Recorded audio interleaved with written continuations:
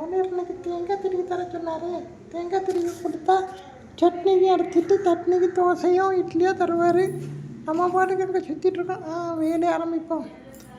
அப்போ இன்னைக்கு பார்த்து இந்த தேங்காய் ரொம்ப காலாக இருக்குது. திருகிறதுக்கே கஷ்டமாக இருக்குது.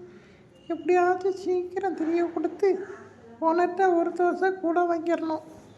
அம்மாட்டையும் திருவி கொடுத்துருக்காரு.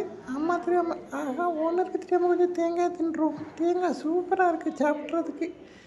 சரி ஐயோ ஓனர் பார்க்குறாரு. திருவோம். ஓனர் என்ன திருக்கிட்டு தான் இருக்கேன். ஓனரே என்ன செய்கிறதுக்கு ரொம்ப கஷ்டமாக இருக்குது. ஐயோ நம்மளோட நம்ம மகன் ஒரு தோசை கூட வாங்கி சாப்பிட்ற போலயே. இது தெரியாமல் நம்ம எவ்வளோ நேரம் விளையாண்டுட்டு வேற இருந்தோம். எப்படியாவது நம்ம ஓனருக்கு திருவி கொடுத்து ஒரு தோசை அதிகமாக வாங்கிடணும்.